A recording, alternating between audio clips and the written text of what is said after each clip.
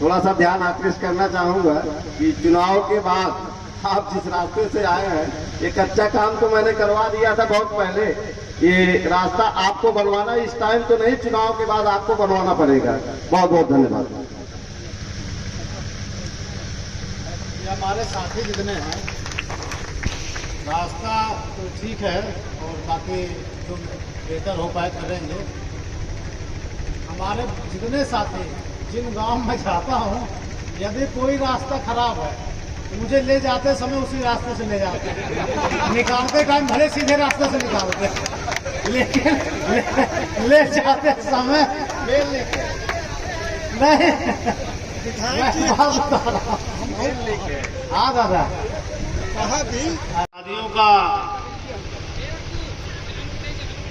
बड़ा जमावड़ा यहाँ इकट्ठा है और यहाँ हर वो शख्स जो यहाँ पर उपस्थित है निश्चित ही एक संघर्ष की गाथा अपने आप में लिए हुए है, क्योंकि लंबे समय से हमेशा हम लोगों का विचारधारा, हमारी विचारधारा और इस देश की अन्य विचारधाराओं के बीच टकराव होता रहा।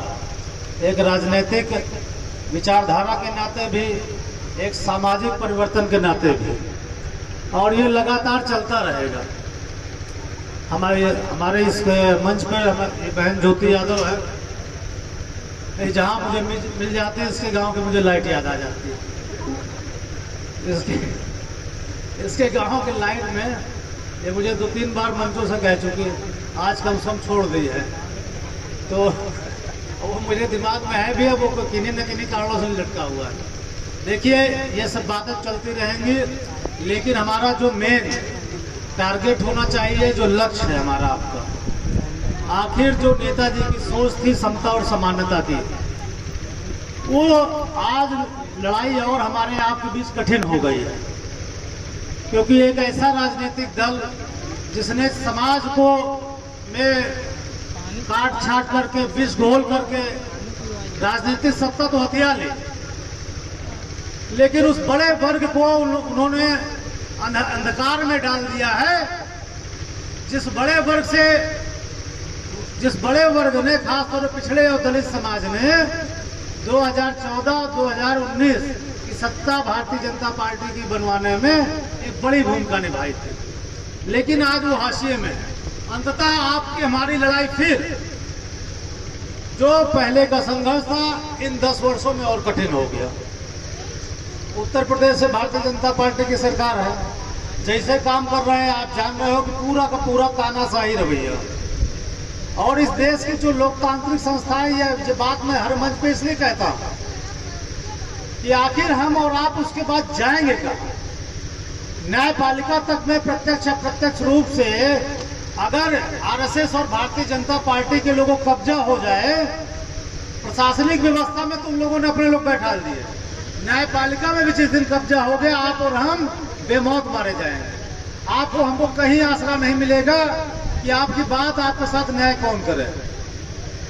आज समय है, यहाँ 25 मई को चुनाव है, आज 2 तारीख हो गई, कुल 23 दिन का हमारे पास समय है, वो भी वोटिंग के दिन सहित। और इन 23 दिनों को हम और आप अपने आने वाली पीढ़ी के लिए, अपने नौजवान बच्चों के लिए, आने वाले भविष्य के बच्चों के लिए हम और आप बेहतर लोकतंत्र, बेहतर से बेहतर जो कर सकते हैं, हमारा आपका पूरा ईमानदारी से काम होना चाहिए और उसकी तरफ अग्रसर होना चाहिए। जीवन में हर सबके पास काम है, निश्चित तौर पे काम है, लेकिन लोकतंत्र की लड़ाई जिस दिन आप जीतते हो, अपने आप में आत्मबल मिलता है।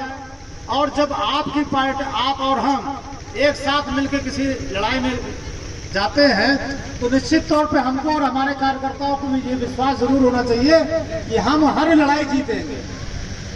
इस विश्वास साथ आप और हम जब भी जाएंगे मैदान में, निश्चित है जीतेंगे। इतना बड़ा जनसमूह समाजवादी पार्टी के साथ है और हर जिले में, ऐसा ही नहीं है कि जो प्रतापगढ़ में ही है, पूरे प्रदेश में उठा के देख लीजिए, हर जिले में समाजवादियों का एक बहुत बड़ा समर्थन करने वाली जनता है।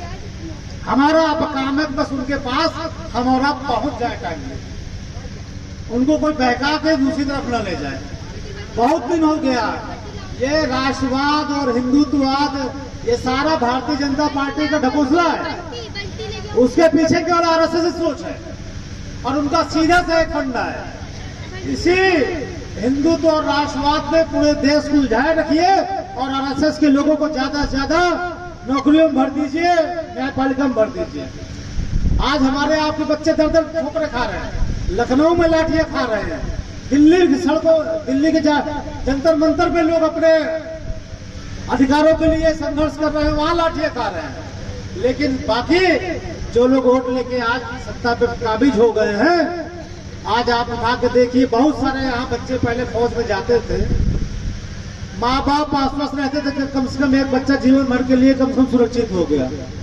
आज वहां पे भी जब 4 साल की बाध्यता कर दिए हैं ये लोग, 4 साल बाद फिर आपके हमारे बच्चे आप ही के पास आ जाएंगे। 30 लाख सरकारी पद केंद्र सरकार की नौकरियों में खाली है, जो भारतीय जनता पार्टी की सरकार पिछले 10 सालों में नहीं भर पाई। तो ना उनका ध्यान नौकरी की तरफ ना कहीं। एक बड़ा सा गुफा जरूर वो लोग छेड़ते हैं। अभी कुछ दिन पहले प्रधानमंत्री जी का भाषण में देख रहा था, इस चीज को अपनी वाहवाही बताते हैं, इस चीज को अपनी उपलब्धि बताते हैं कि मैं देश के 80 करोड़ लोगों को राशन दे रहा हूं। जबकि ये तो सबसे बड़ा आपके लिए सोचने वाला प्रश्न है कि आपके राज्य में 80 करोड़ लोग आज भी गरीब पे गरीब बने रह गए। तो ये आपकी उपलब्धि हुई कि आपकी नाकामी हुई, पहले आप खुद सोच लीजिए। और मैं उनसे भी कहना चाह रहा हूं जो राशन के लालच में ऐसी सोच वाली पार्टियों को वोट दे रहे हैं, क्योंकि ये राशन आने वाली पीढ़ियों के लिए और हमारे आपके लिए बहुत बड़ा जो है एक कारण बनेगा कि हम और आप फिर से कुचले जाएंगे, दबाए जाएंगे। जो जरूरतमंद है बिल्कुल लीजिए, हम उसका समर्थन करते हैं, लेकिन एक तरफ ये जरूर सोचिएगा कि आखिर 10 वर्षों में भारतीय जनता पार्टी की सरकार ने आपका स्तर उठाने के लिए आपके लिए क्या किया है। केवल राशन से ही आपके बच्चों को न पढ़ाई हो जाएगी, न दवाई हो जाएगी, न आगे के रास्ते प्रशस्त होंगे। ये हमको और आपको सोचना है। और राशन कोई आज नया नहीं मिल रहा है। हर गांव में कोटे की दुकानें आज से नहीं, आजाद भारत से लगातार चलती आ रही हैं। उसका ढिढोरा जरूर ये सब ज्यादा पीट रहे हैं। आप इतने लोग हैं, आप बता दीजिए किस गांव में राशन दुकानें नहीं है और कब से नहीं है कोई ऐसा गांव?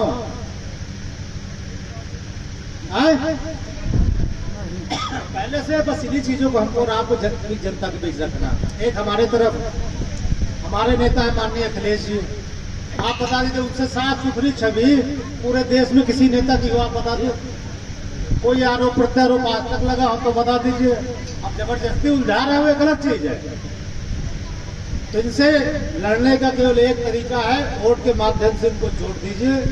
और एक एक वोट जो आपके हमारे साथ आ सकता है, उसको सारा काम छोड़कर उनको जरूर सबसे पहले पहुंचा जाए। अभी इससे पहले पट्टी में जब कार्यक्रम हो रहा था, मैंने अपने साथियों को और सभी को मैंने कहा, मुझको 1 लाख वोट, 1,08,000 वोट मिला था। हमारी आपकी मजबूती तब है कि इस बार कम से कम यहां से 1.5 लाख वोट समाजवादी पार्टी को हमारे पट्टी विधानसभा से जाए, तब तो हमारी आपकी मेहनत दिखेगी, सार्थक दिखेगी। और मैं इसलिए 1.5 लाख बोल रहा हूं कि कहीं से अगर कोई कोर कसर रहे तो पट्टी वाले पूरा जिला थाम ले। इतना वोट यहीं से दे दीजिए कि उनका आगे का रास्ता साफ हो जाए। तो इस मौके में मैं इतना ही आपसे निवेदन करूंगा कि हम और आप एक परिवार हैं, और इस परिवार को जितना हम लोग एकजुट रख पाएंगे, जितना मजबूती रख पाएंगे, वही आपके हमारे भविष्य के लिए अच्छा होगा। एक बार पुनः मैं आप सभी का आभार व्यक्त करते हुए, जिनके बुलावे पे आप सब आए हैं, मैं उनका अपनी तरफ से साधुवाद करते हुए, जगपत दादा बैठे में पीछे वो थोड़ा छुप गए थे, मैंने ध्यान न दिया। इस उम्र में भी वो समाजवादी अलग जगा रहे हैं। आप निश्चित तौर पर दादा आप सब हम लोग के लिए प्रेरणा स्रोत है।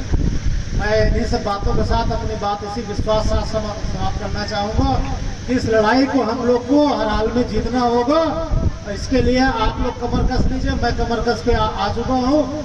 आप लोग को भी मेरे बराबर ही मेहनत करनी पड़ेगी। बशर्ते मुझे पूरे विधानसभा में जाना है।